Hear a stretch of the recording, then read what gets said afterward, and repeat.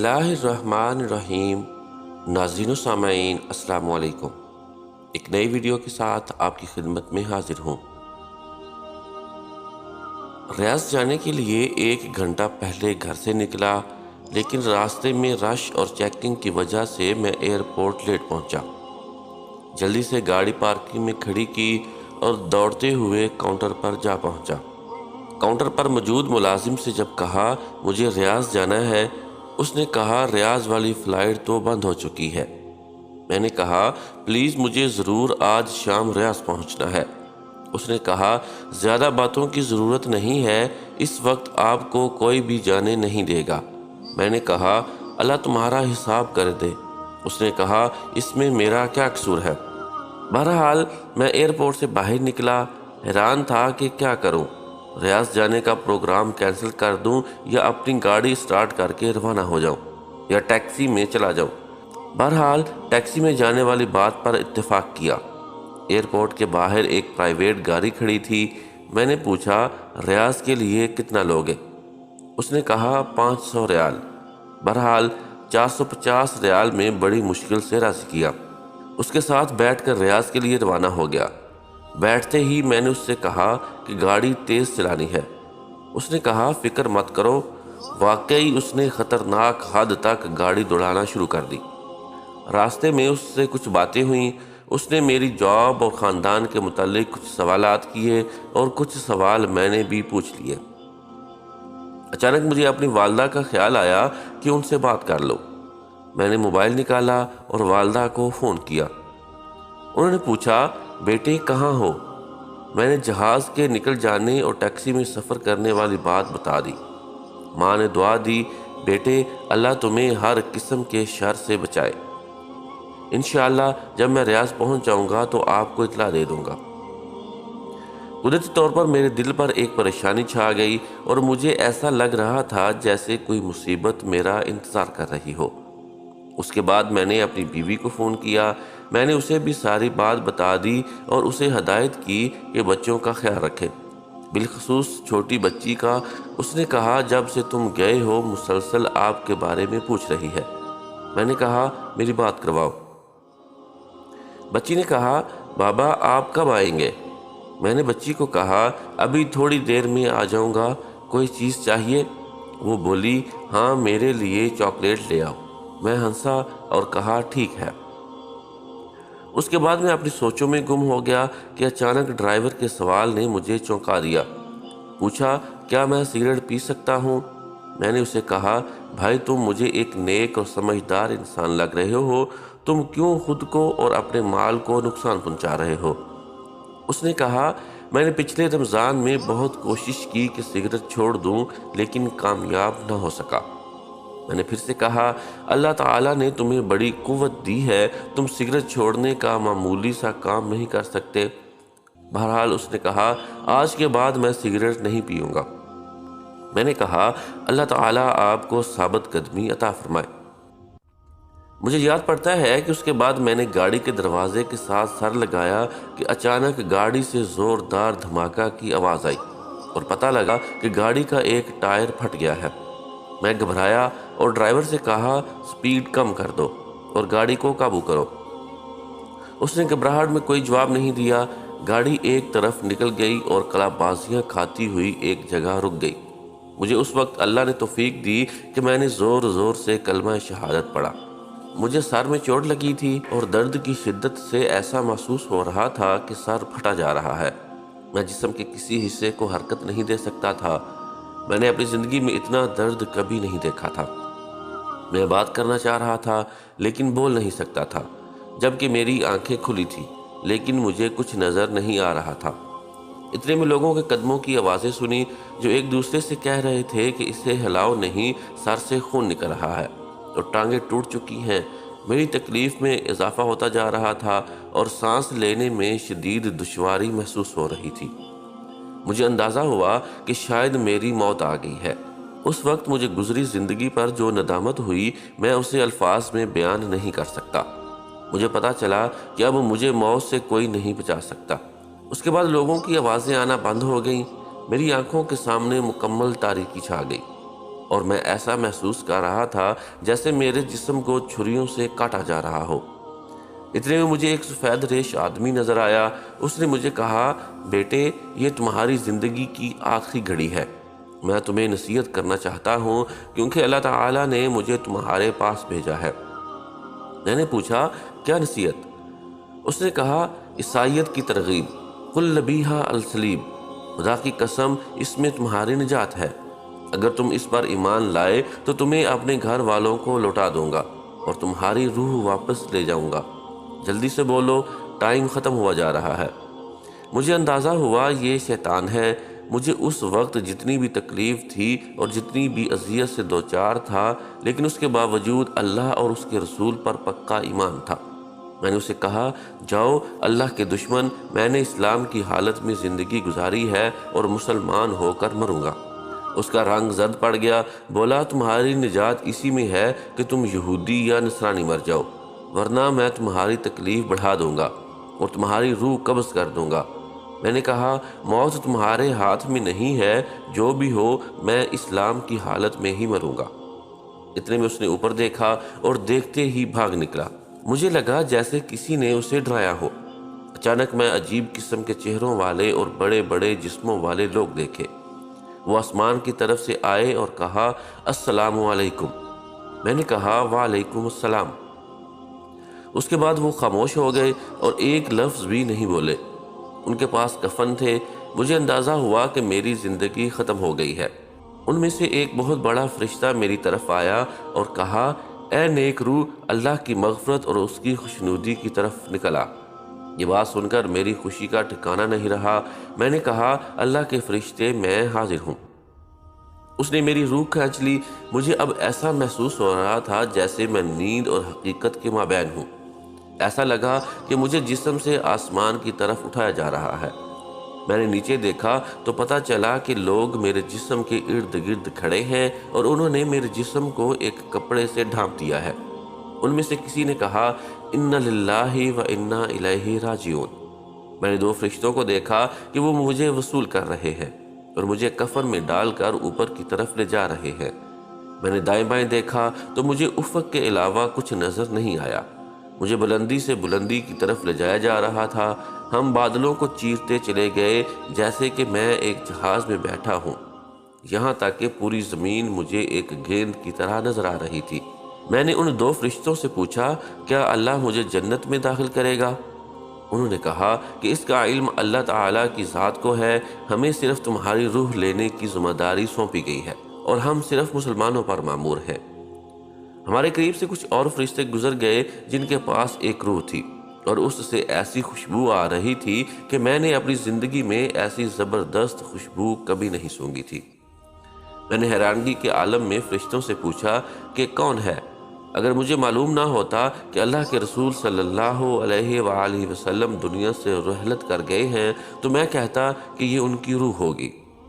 انہوں نے کہا کہ یہ ایک فلسطینی کی روح ہے جسے یہودیوں نے تھوڑی دیر پہلے قتل کیا، جبکہ وہ اپنے دین اور وطن کی مدافعت کرتا رہا۔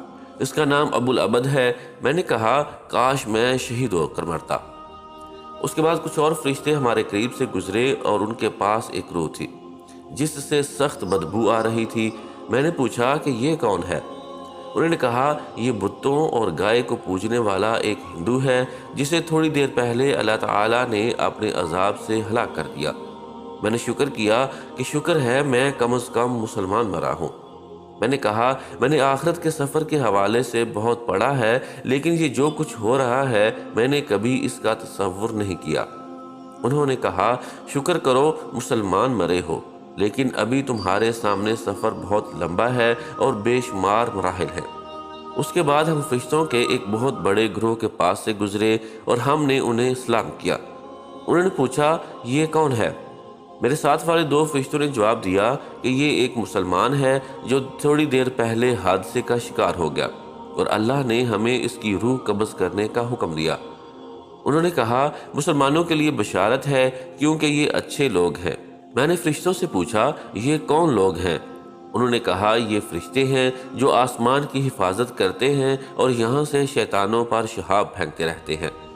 میں نے کہا، یہ تو اللہ تعالیٰ کی بہت عظیم مخلوق ہے۔ انہوں نے کہا ان سے بھی زیادہ عظیم فرشتے ہیں۔ میں نے پوچھا کون ہیں؟ وہ بولے جبرائیل اور عرش کو اٹھانے والے فرشتے، اور یہ سب مخلوق ایسی ہے کہ اللہ تعالیٰ کے حکم کی سرتابی نہیں کیا کرتے۔ وہ اللہ کے دیے ہوئے کسی حکم کی نافرمانی نہیں کرتے اور جو حکم دیا جاتا ہے اسے بجا لاتے ہیں۔ اس کے بعد ہم مزید اوپر چڑھتے گئے یہاں تک کہ آسمان دنیا پر پہنچ گئے۔ میں اس وقت ایک خوف اور قرب کے عالم میں تھا کہ نامعلوم آگے کیا ہوگا۔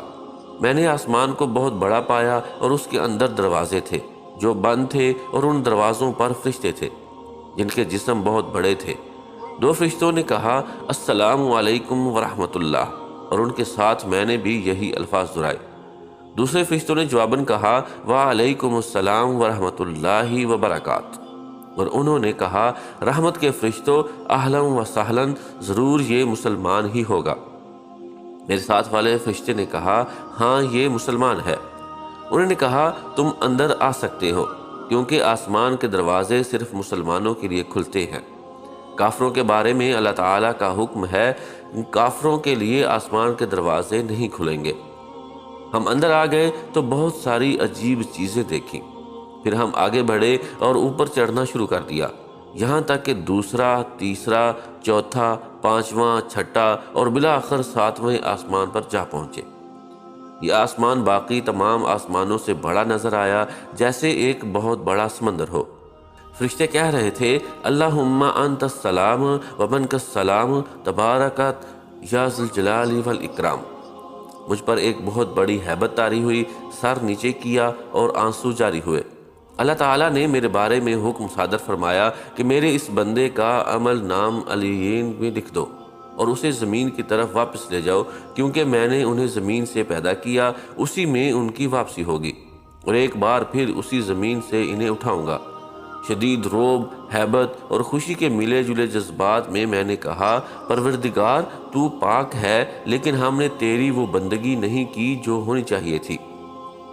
فرشتوں نے مجھے لے کر واپس زمین کی طرف روانہ ہوئے اور جہاں جہاں سے گزرتے گئے دوسرے فرشتوں کو سلام کرتے گئے۔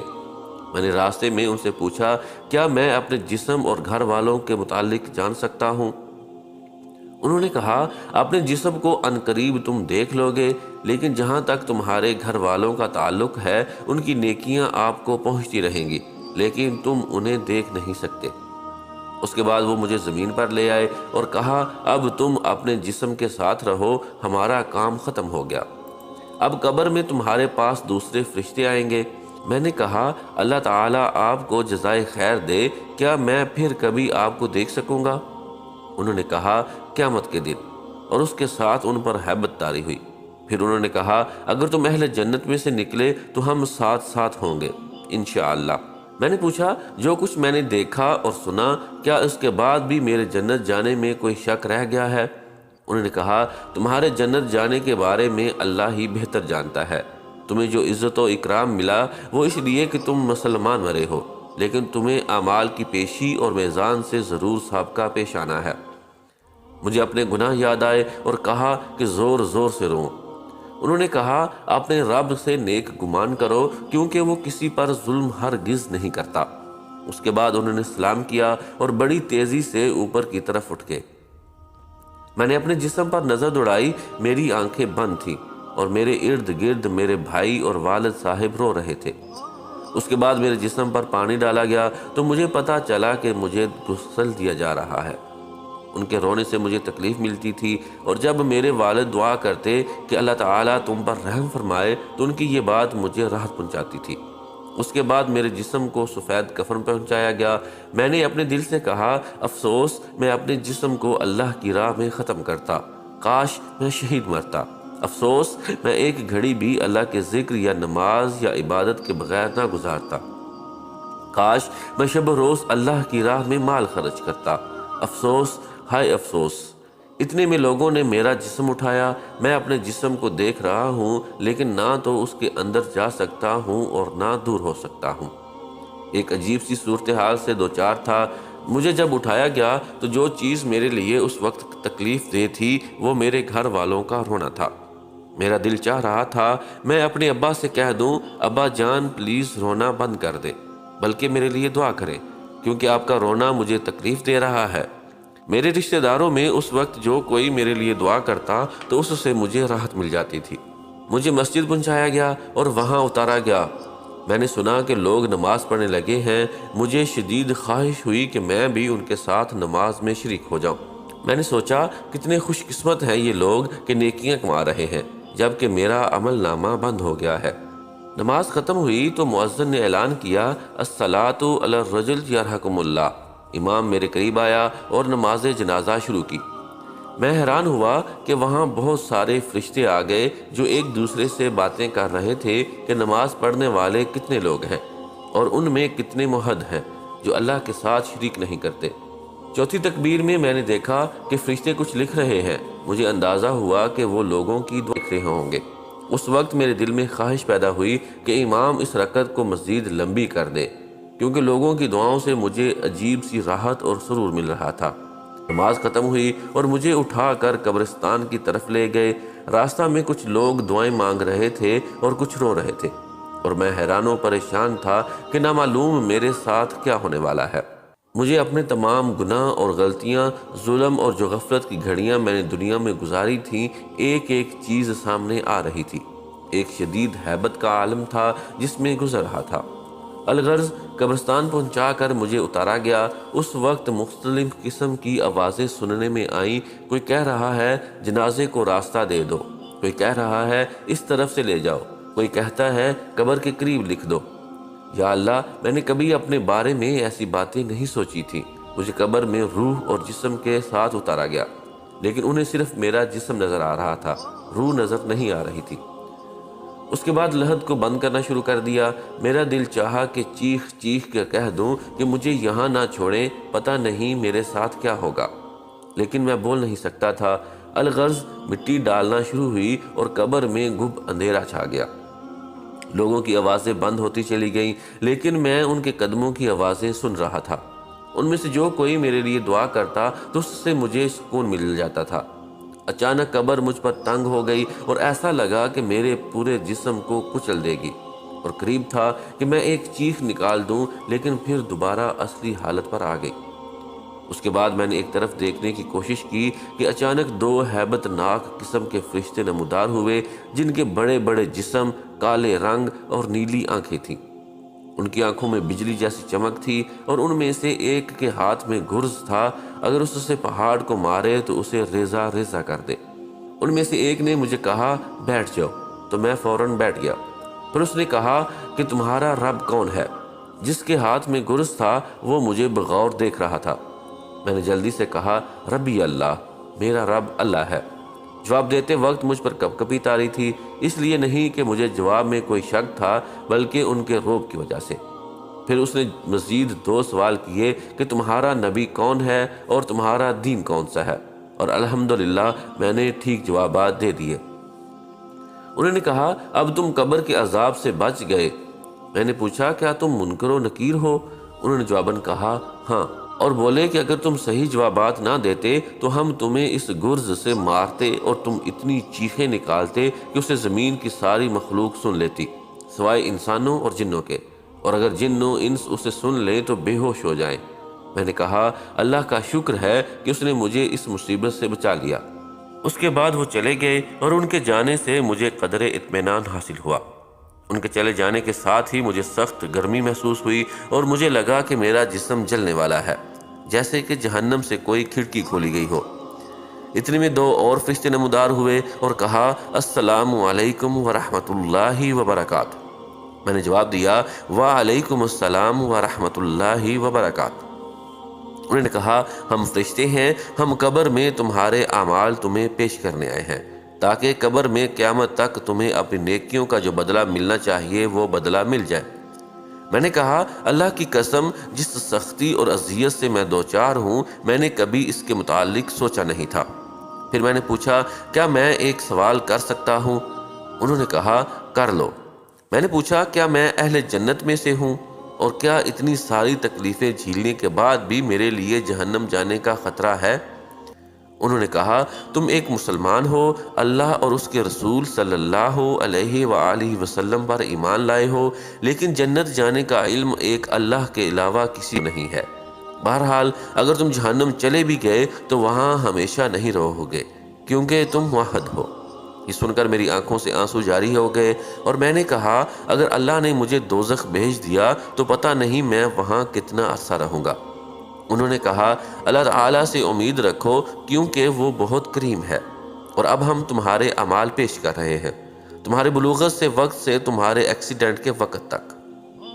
انہوں نے کہا سب سے پہلے ہم نماز سے شروع کرتے ہیں، کیونکہ کافر اور مسلمان کے مابین فرق کرنے والی چیز نماز ہے، لیکن فی الحال تمہارے سارے اعمال معلق ہیں۔ میں نے حیرانگی سے پوچھا میں نے اپنی زندگی میں بہت سارے نیک اعمال کیے ہیں، آخر میرے اعمال معلق کیوں ہیں؟ اور اس وقت جو میں اپنے جسم میں دنیا جہاں کی گرمی محسوس کر رہا ہوں اس کی کیا وجہ ہے؟ انہوں نے کہا اس کی وجہ یہ ہے کہ تمہارے اوپر قرضہ ہے جو تم نے مرنے سے پہلے ادا نہیں کیا ہے۔ میں رو پڑا اور میں نے کہا کیسے؟ اور یہ جو میرے اعمال معلق ہیں کیا اس کی وجہ بھی یہی ہے؟ میرا سوال ابھی پورا نہیں ہوا تھا کہ میری قبر میں اچانک روشنی آ گئی اور ایک ایسی خوشبو پھیل گئی کہ ایسی خوشبو نہ میں نے اپنی زندگی میں کبھی سونگھی اور نہ مرنے کے بعد۔ اس روشنی سے آواز آئی السلام علیکم ورحمۃ اللہ وبرکاتہ۔ میں نے کہا وعلیکم السلام ورحمۃ اللہ وبرکاتہ۔ میں نے پوچھا تم کون ہو؟ اس نے کہا میں سورہ ملک ہوں، میں اس لیے آئی ہوں کہ اللہ سے تیرے لیے مدد طلب کر دوں، کیونکہ تم نے میری حفاظت کی تھی اور تمہارے رسول صلی اللہ علیہ وآلہ وسلم نے تمہیں بتا دیا تھا کہ جو کوئی سورۃ الملک پڑھے گا قبر میں اس کے لیے نجات کا ذریعہ ہوگی۔ میں بہت خوش ہوا۔ میں نے کہا میں نے بچپن میں تمہیں حفظ کر لیا تھا اور میں ہمیشہ نماز میں اور گھر میں تیری تلاوت کیا کرتا تھا، مجھے اس وقت تمہاری اشد ضرورت ہے۔ اس نے کہا اسی لیے تو میں آئی ہوں کہ اللہ تعالیٰ سے دعا کروں کہ وہ تمہاری تکلیف کو آسانی میں تبدیل کر دے، لیکن تم سے ایک غلطی ہوئی ہے کہ تم نے لوگوں کے قرضے ادا نہیں کیے ہیں۔ میں نے کہا نجات کا کوئی طریقہ ہے؟ اس نے کہا 3 باتوں میں سے کوئی ایک تمہارا مسئلہ حل کر سکتا ہے۔ میں نے جلدی سے کہا وہ کون سے کام ہیں؟ اس نے کہا پہلے یہ بتاؤ کہ تم نے کوئی کاغذ لکھ کر چھوڑا ہے جسے دیکھ کر تمہارے ورثہ وہ قرضہ ادا کر دیں۔ ورثہ کا نام سن کر میرے آنسو نکل آئے۔ مجھے تمام گھر والے، امی، ابو، بیوی، بہن، بھائی اور بچے یاد آئے۔ پتہ نہیں میرے بعد ان کا کیا حال ہوگا۔ میری چھوٹی بچی جس کے ساتھ میں نے چاکلیٹ کا وعدہ کیا تھا اب کون اس کے لیے چاکلیٹ لے کر جائے گا؟ میری بیوی کو لوگ بیوہ کہیں گے، کون ان کا خیال رکھے گا؟ سورۃ الملک نے پوچھا لگ رہا ہے تم کوئی چیز یاد کر رہے ہو۔ میں نے کہا مجھے اپنے اہل و عیال اور بچے یاد آئے کہ میرے بعد ان کا کیا حال ہوگا۔ سورۃ الملک نے کہا جس نے انہیں پیدا کیا ہے وہی روزی بھی دے گا اور وہی نگہبان بھی ہے۔ سورۃ الملک کی اس بات سے مجھے کافی تسلی حاصل ہوئی۔ اس کے بعد میں نے پوچھا کیا میں جان سکتا ہوں کہ میرے اوپر ٹوٹل کتنا قرضہ ہے؟ سورۃ الملک نے کہا کہ میں نے فرشتے سے پوچھا تو اس نے بتایا کہ 1700 ریال۔ 1000 آپ کے دوست کے ہیں جس کا نام ابو حسن ہے اور باقی مختلف لوگوں کے ہیں۔ میں نے کہا مختلف لوگ کون ہیں؟ اس نے کہا دراصل بلوغت سے لے کر آخری دن تک تم سے کئی بار اس بارے میں کوتاہی ہوئی ہے، اس طرح قرضہ بڑھتا گیا ہے۔ مثلا 5 ریال اس دکاندار کے ہیں جس سے آپ نے کوئی چیز خریدی تھی جبکہ آپ کی عمر 15 سال تھی۔ آپ نے اس سے کہا پیسے کل دے دوں گا اور پھر آپ نے نہیں دیے۔ اس طرح لانڈری والے سے آپ نے کپڑے دھلوائے اور اس کو ادائیگی کرنا بھول گئے۔ کرتے کرتے اس نے سارے لوگوں کے نام بتا دیے اور سارے مجھے یاد آ گئے۔ سورۃ الملک نے کہا کہ لوگوں کے حقوق کو معمولی سمجھنے اور ان سے تساہل برتنے کی وجہ سے بہت سارے لوگوں پر قبر میں عذاب ہوتا ہے۔ کیا تمہیں اپنے رسول صلی اللہ علیہ وآلہ وسلم نے خبر نہیں دی تھی کہ شہید کے اعمال بھی روک لیے جائیں گے جب تک اس کا قرضہ ادا نہیں ہوا؟ میں نے کہا نجات کا کوئی طریقہ ہو سکتا ہے؟ اس نے کہا پہلا حل تو یہ ہے جس کا قرضہ ہے وہ اپنا قرضہ معاف کر دے۔ میں نے کہا ان میں سے اکثر تو ان قرضوں کو بھول گئے ہیں جس طرح میں بھول گیا تھا اور ان کو میرے مرنے کی بھی خبر نہیں ہوگی۔ اس نے کہا پھر دوسرا حل یہ ہے کہ تمہارے ورثہ تمہاری طرف سے ادائیگی کر دے۔ میں نے کہا ان کو میرے قرضوں کی اور میری تکلیف کی کہاں خبر ہے، جبکہ میں نے کوئی وصیت نامہ بھی نہیں چھوڑا، کیونکہ مجھے اچانک موت آ گئی اور مجھے ان ساری مشکلات کا علم نہیں تھا۔ سورۃ الملک نے کہا کہ ایک اور حل ہو سکتا ہے، لیکن میں تھوڑی دیر بعد تمہیں بتا دوں گی، اور اب میں جاتی ہوں۔ میں نے کہا خدارا مت جائیے، کیونکہ تمہارے جانے سے تاریکی ہو جائے گی، جو میری موجودہ تکلیف میں اضافے کا باعث ہو سکی۔ سورۃ الملک نے کہا میں زیادہ دیر کے لیے نہیں جا رہی، بلکہ تمہارے لیے کوئی حل نکالنے کے لیے جا رہی ہوں۔ اس کے بعد سورۃ الملک چلی گئی اور میں گھب اندھیرے میں اکیلا رہ گیا۔ ہیبت اور تکلیف کے باوجود میں نے کہا یا ارحم الراحمین، اے اجنبیوں کے مولا اور اے ہر اکیلے کے ساتھی، اس قبر کی تاریکی میں میری مدد کر۔ لیکن فوراً مجھے خیال آیا کہ میں تو دارالحساب میں ہوں، اب دعاؤں کا کیا فائدہ۔ زیادہ دیر نہیں گزری تھی کہ میں نے ایک مانوس آواز سن لی۔ میں نے آواز پہچان لی، یہ میرے والد بزرگوار کی آواز تھی۔ کہہ رہے تھے السلام علیکم ورحمۃ اللہ وبرکاتہ۔ میں نے کہا وعلیکم السلام ورحمۃ اللہ وبرکاتہ، لیکن میرا جواب انہیں کون پہنچائے۔ پھر انہوں نے روتے ہوئے کہا اے اللہ، میں اس بیٹے سے راضی ہوں، تو بھی اس سے راضی ہو جا۔ میرے والد صاحب جب دعا مانگ رہے تھے تو دعا کے دوران ایک زبردست روشنی میری قبر میں آئی۔ یہ دراصل رحمت کا فرشتہ تھا جو میرے والد کی دعا کو نوٹ کر رہا تھا، اور جب تک میرے والد نہیں گئے تھے میرے ساتھ رہا۔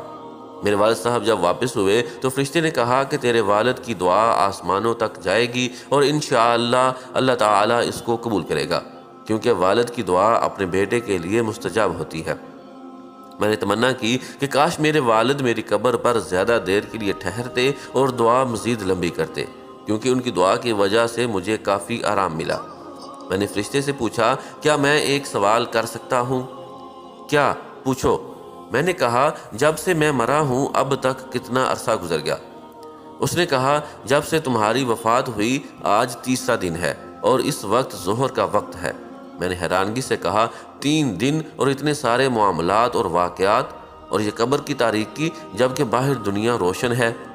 فرشتے نے کہا تمہارے سامنے بہت لمبا سفر ہے، اللہ اسے تمہارے لیے آسان کر دے۔ میں اپنے آپ کو قابو نہ کر سکا اور رونے لگا، اور ایسا رویا کہ مجھے یاد نہیں پڑتا کہ میں کبھی زندگی میں اتنا رویا ہوں۔ میں نے دل میں سوچا کہ اتنا خطرناک سفر اور دنیا میں میری اس قدر اس سفر کے لیے غفلت۔ فرشتے نے جاتے وقت بتا دیا کہ قبر میں موجود روشنی تیرے والد کی دعا کی وجہ سے ہے، اور یہ اسی طرح رہے گی جب تک اللہ چاہے۔ مجھے پتا چلا کہ والد کا آنا میرے لیے باعث رحمت ہے۔ میں نے تمنا کی کہ کاش میرے ابو میری آواز سن لیں اور میں انہیں بتا دوں ابو میرے قرضوں کی ادائیگی کر دیں اور میری طرف سے صدقے کر دیں، اللہ کے واسطے میرے لیے دعا کریں، لیکن کون ہے جو انہیں بتا دے؟ میں نے محسوس کیا کہ بعض اوقات میرے جسم کی گرمی کم ہو جاتی تھی لیکن اچانک پھر سے بڑھ جاتی تھی۔ میں نے اندازہ لگایا کہ اس کا تعلق میرے حق میں لوگوں کی دعائیں ہیں۔ اچانک میری قبر میں پھر وہی روشنی آئی جو اس سے پہلے میں دیکھ چکا تھا، یعنی سورۃ الملک کی روشنی۔ سورۃ الملک نے کہا تمہارے لیے 2 خوشخبریاں ہیں۔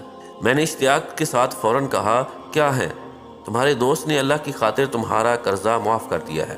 میں نے اللہ تعالیٰ کا شکر ادا کیا اور مجھے پتا تھا میری گرمی کم ہو جانے کی وجہ شاید یہی تھی۔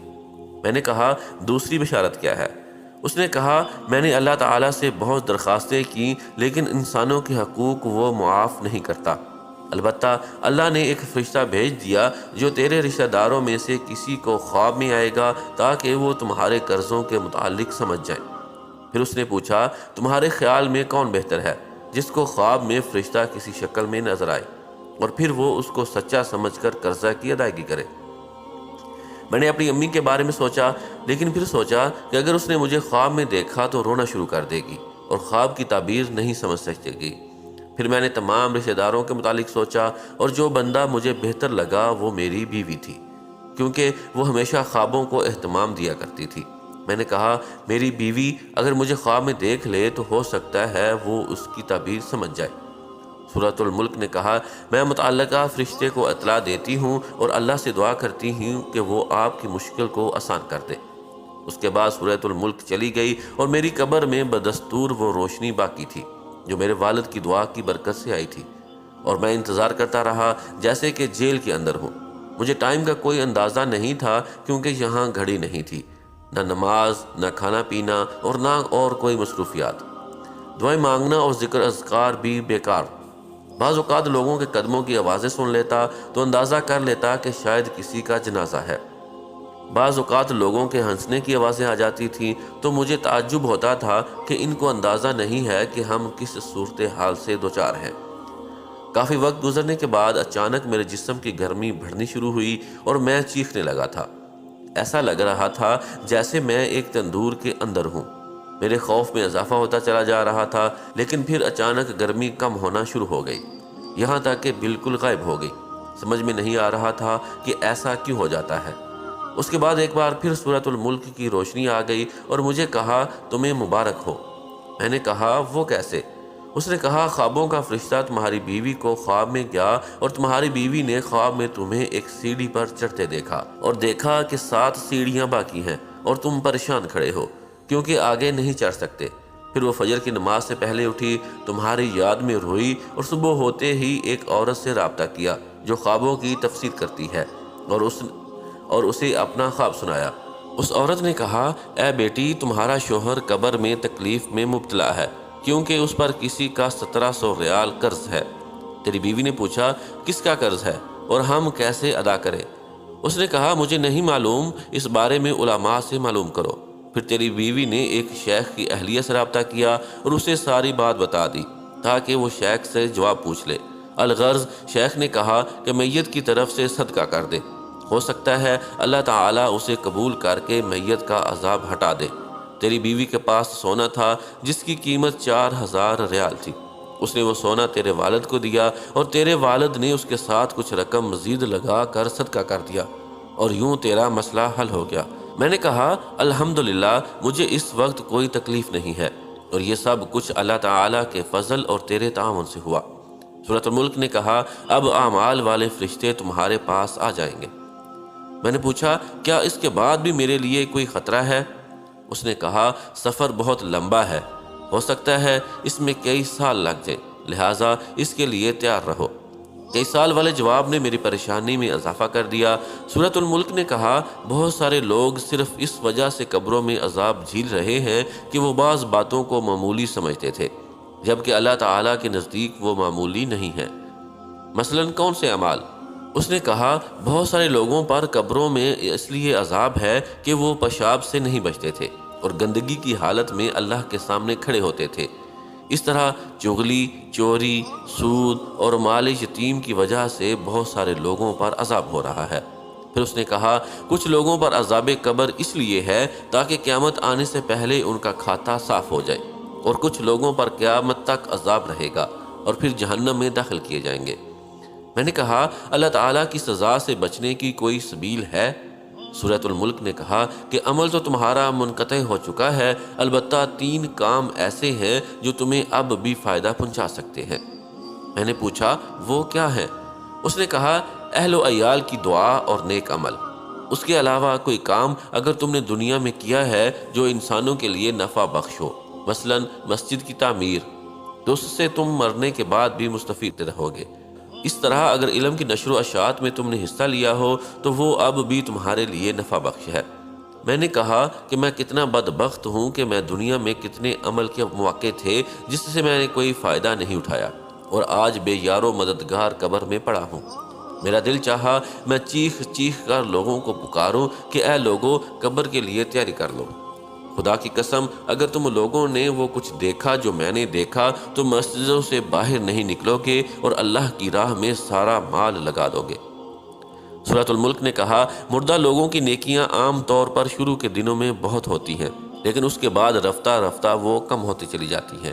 میں نے پوچھا کیا یہ ممکن ہے کہ میرے گھر والے اور میرے رشتہ دار مجھے بھول جائیں گے؟ مجھے یقین نہیں آ رہا ہے کہ وہ اتنی جلدی مجھے بھول جائیں گے۔ اس نے کہا نہیں، ضرور ایسا ہوگا، بلکہ تم دیکھو گے کہ شروع میں تمہاری قبر پر تمہارے اہل و عیال زیادہ آئیں گے، لیکن جب دن ہفتوں میں، ہفتے مہینوں میں اور مہینے سالوں میں تبدیل ہوں گے تو تمہاری قبر پر آنے والا ایک بندہ بھی نہیں ہوگا۔ مجھے یاد آیا کہ جب ہمارے دادا کا انتقال ہوا تھا تو ہم ہر ہفتے ان کی قبر پر جایا کرتے تھے، پھر ہر مہینے میں ایک بار، اور پھر ہم انہیں بھول گئے۔ جب میں زندہ تھا تو مردوں کو بھول جاتا تھا، لیکن آج میں خود اس حالت کو پہنچ چکا ہوں۔ دن، ہفتے اور مہینے گزرتے گئے اور میری مدد کے لیے کوئی نہ تھا سوائے چند اعمال کے جو مجھے پہنچتے تھے، یا میرے والد، بھائیوں اور دوسرے رشتہ داروں کا میری قبر پر آنا جو رفتہ رفتہ کم ہوتا گیا۔ زیادہ تر مجھے اپنی والدہ کی دعا پہنچتی رہی جو وہ تہجد میں میرے لیے کرتی رہیں۔ بخدا وہ دعا میرے لیے طمانینت کا باعث ہوتی تھی۔ نیک اعمال کا آنا کم ہوتا چلا گیا۔ نامعلوم کیا وجہ تھی کہ سورۃ الملک کا آنا بھی بند ہو گیا۔ میری قبر میں پھر اندھیرا چھا گیا۔ مجھے بعض گناہ یاد آئے جو میں نے کیے تھے۔ ایک ایک دن اور ایک ایک گھڑی یاد آ رہی تھی۔ مجھے اپنے گناہ پہاڑ کے برابر لگ رہے تھے۔ اپنے آپ کو ملامت کر رہا تھا، کتنے گناہ ہیں جو میں نے بڑی دلیری سے کیے تھے، کتنی نمازیں ہیں جو میری فوت ہو گئی ہیں، کتنی فجر کی نمازیں ہیں جو میں نے غفلت کی وجہ سے نہیں پڑھی تھیں۔ یہ سارے گناہ یاد کر کے میں اتنا رویا کہ مجھے ٹائم کا چونکہ اندازہ نہیں تھا، اس لیے اگر میں کہہ دوں کہ مہینوں رویا ہوں گا تو مبالغہ نہیں ہوگا۔ ایک دن اچانک ایسی روشنی آئی جیسے سورج نکل چکا ہو، اور میں نے فرشتوں کی آوازیں سنی کہ وہ ایک دوسرے کو مبارکباد دے رہے ہیں۔ میری سمجھ میں نہیں آ رہا تھا کہ کیا ہو چکا ہے کہ میرے پاس سورۃ الملک آئی اور خوشخبری سنا دی۔ سورۃ الملک نے بتایا کہ رمضان المبارک کا مہینہ شروع ہو گیا ہے اور یہ رحمت اور معافی کا مہینہ ہے، اور اس بہت سارے مردے مسلمانوں کی دعاؤں کی برکت سے نجات پا لیتے ہیں۔ میں بہت خوش ہوا۔ اللہ تعالیٰ انسانوں پر کتنا مہربان ہے، لیکن انسان ہے کہ گمراہی پر تلا ہوا ہے۔ سورۃ الملک نے بتایا کہ اللہ تعالیٰ کسی کو آگ میں نہیں ڈالنا چاہتا، لیکن یہ انسانوں کی اپنی حماقت ہوتی ہے کہ وہ ایسے گناہ کر جاتے ہیں جو اس کی سزا کا موجب بنتے ہیں۔ پھر اس نے کہا کہ اب تھوڑی دیر بعد مسلمان نماز پڑھیں گے اور تم ان کی آوازیں سنو گے۔ سورۃ الملک چلی گئی اور میری قبر میں بدستور روشنی تھی۔ میں نے پہلی بار مسجد سے آنے والی آواز سن لی، اپنی زندگی کو یاد کیا اور تراویح کو یاد کیا تو بہت رویا۔ میں نے سنا کہ لوگ نماز پڑھ رہے ہیں، اور پھر میں نے امام کی دعا سن لی۔ اس دعا سے مجھے بہت سکون ملا، اور میں نے تمنا کی کہ امام دعا کو طول دے دے۔ میں نے محسوس کیا کہ وہ دعا سیدھی قبول ہو رہی ہے، کیونکہ مجھے اس سے کافی خوشی اور راحت مل رہی تھی۔ میں روتا جا رہا تھا اور ساتھ ساتھ آمین پڑھتا جا رہا تھا۔ اس طرح رمضان کا سارا مہینہ بہت سکون اور راحت سے گزرا۔ پھر ایک دن میری قبر میں انسان کی شکل میں ایک آدمی آیا جس سے بہت تیز خوشبو آ رہی تھی۔ میں حیران ہوا کیونکہ مرنے کے بعد یہ پہلا انسان تھا جو میں دیکھ رہا تھا۔ اس نے مجھے سلام کیا اور جواب میں وعلیکم السلام کہا۔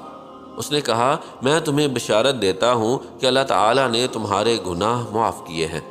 میں نے کہا، اللہ تعالیٰ آپ کو جزائے خیر دے، آپ کون ہیں؟ میں پہلی دفعہ قبر میں انسان کی شکل دیکھ رہا ہوں۔ اس نے کہا، میں انسان نہیں ہوں۔ میں نے پوچھا، تو کیا آپ فرشتے ہیں؟ بولا، نہیں، میں دراصل تمہارا نیک عمل ہوں، تمہاری نمازیں، تمہارے روزے، حج، انفاق فی سبیل اللہ اور صلہ رحمی وغیرہ وغیرہ۔ اللہ تعالیٰ نے اس شکل میں تمہارے پاس بھیجا ہے۔ میں بہت خوش ہوا اور اللہ کا شکر ادا کیا۔ میں نے پوچھا، تم اتنے لیٹ کیوں آئے؟ اس نے کہا، تمہارے گناہ اور تمہارے قرضے میری راہ میں رکاوٹ تھے، اور جب اللہ تعالیٰ نے معافی کا اعلان کر دیا تو میرے لیے راستہ کھل گیا۔ میں نے پوچھا، تو کیا اس معافی کے بدلے میں اللہ تعالیٰ مجھے جنت دے گا؟ اس نے کہا، یہ بات اللہ تعالیٰ کے علاوہ کوئی نہیں جانتا۔ پھر اس نے کہا، قیامت کے دن میزان سے تمہاری جنت اور دوزخ جانے کا پتہ چلے گا۔ اس کے بعد عمل صالح نے کہا کہ تمہارے کچھ نیک اعمال بالکل زندگی کی آخری گھڑیوں میں کام آ گئے۔ میں نے پوچھا، وہ کیا ہیں؟ اس نے کہا، اگر تمہیں یاد ہو تو مرتے وقت اللہ تعالیٰ نے تمہیں توفیق دی اور تم نے کلمہ تشہد پڑھا۔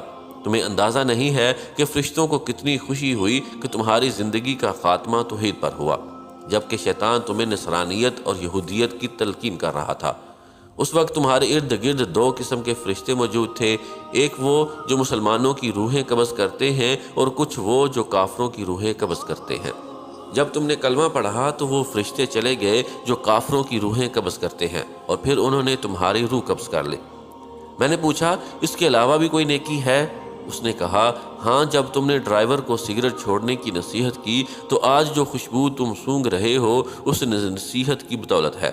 اس کے علاوہ اپنی والدہ کو تمہاری کال اور اس کے ساتھ جو بھی تم نے باتیں کی، اللہ تعالیٰ نے ہر بات کے بدلے تمہارے لیے نیکیاں لکھ دیں۔ مجھے یاد آیا جو باتیں میں نے والدہ سے کی تھیں۔ مجھے پتا ہوتا تو میں ان باتوں میں گھنٹہ لگا دیتا۔ پھر عمل صالح نے بتایا کہ زندگی کے آخری وقت میں ایک گناہ بھی تمہارے کھاتے میں لکھا گیا۔ میں حیران ہوا اور پوچھا وہ کیسے؟ عمل صالح نے بولا، تم نے بچی سے کہا میں تھوڑی دیر میں آ جاؤں گا، اس طرح تم نے اس سے جھوٹ بول دیا۔ کاش مرنے سے پہلے تم توبہ کر لیتے۔ میں رویا، میں نے کہا اللہ کی قسم میرا ارادہ جھوٹ کا نہیں تھا، بلکہ میرا خیال یہ تھا کہ اس طرح وہ میرے آنے تک صبر کر لے گی۔ اس نے کہا جو بھی ہو آدمی کو سچ بولنا چاہیے، کیونکہ اللہ تعالیٰ سچے لوگوں کو پسند کرتا ہے اور جھوٹ بولنے والوں کو ناپسند کرتا ہے، لیکن لوگ اس میں بہت ساہل اور غفلت کا مظاہرہ کرتے ہیں۔ پھر اس نے کہا تمہاری وہ بات بھی گناہ کے کھاتے میں لکھ دی گئی ہے جو تم نے ایئرپورٹ میں کاؤنٹر پر بیٹھے ہوئے شخص سے کہہ دی تھی کہ اللہ تمہارا حساب کر دے۔ اس طرح تم نے ایک مسلمان کا دل دکھایا ہے۔ میں حیران ہو گیا کہ اتنی معمولی باتیں بھی ثواب اور گناہ کا باعث بنی ہیں۔ عمل صالح نے مزید بتایا کہ یہ انسانوں پر اللہ تعالیٰ کا بہت بڑا احسان ہے کہ جب وہ ایک نیکی کریں تو اللہ تعالیٰ اسے 10 گنا بلکہ 100 گنا بڑھا دیتا ہے، اور بہترین اعمال وہ ہیں جو اللہ تعالیٰ کو زیادہ محبوب ہیں۔ اور 5 وقتہ نماز کے بارے میں خیال ہے؟ عمل صالح نے کہا کہ نماز، زکوٰۃ، صیام، حج وغیرہ تو فرائض ہیں۔ میں ان کے علاوہ بھی تمہیں ایسے اعمال بتا دوں گا جو اللہ تعالیٰ کو بہت محبوب ہیں۔ میں نے کہا وہ کیا ہیں؟ بولا تمہاری عمر جب 20 سال تھی تم عمرے کے لیے رمضان کے مہینے میں گئے تھے، تم نے وہاں 100 ریال کی افطاری خرید کر لوگوں میں بانٹ دی، اس کا بہت بڑا اجر تم نے کمایا ہے۔ اس طرح ایک بار بوڑھی عورت کو کھانا کھلایا تھا، وہ بوڑھی ایک نیک عورت تھی، اس نے تمہیں جو دعائیں دیں اس کے بدلے اللہ تعالیٰ نے تمہیں بہت نیکیاں اور اجر دیا۔ میں تمہیں ایک اور بات بتا دوں، ایک بار تم مدینہ جا رہے تھے کہ راستے میں تمہیں ایک آدمی کھڑا ملا جس کی گاڑی خراب ہوئی تھی، تم نے اس کی جو مدد کی اللہ تعالیٰ کو تمہاری وہ نیکی بہت پسند آئی اور تمہیں اس کا بہت بڑا اجر ملا ہے۔ اس کے بعد میری قبر کھل گئی اور اس میں بہت زیادہ روشنی آ گئی، فرشتوں کے گروہ در گروہ آتے ہوئے نظر آئے۔ ذرا سوچئے، یہ کہانی عبرت کے لیے لکھی گئی ہے لیکن احادیث مبارکہ کے بیان کے عین مطابق ہے۔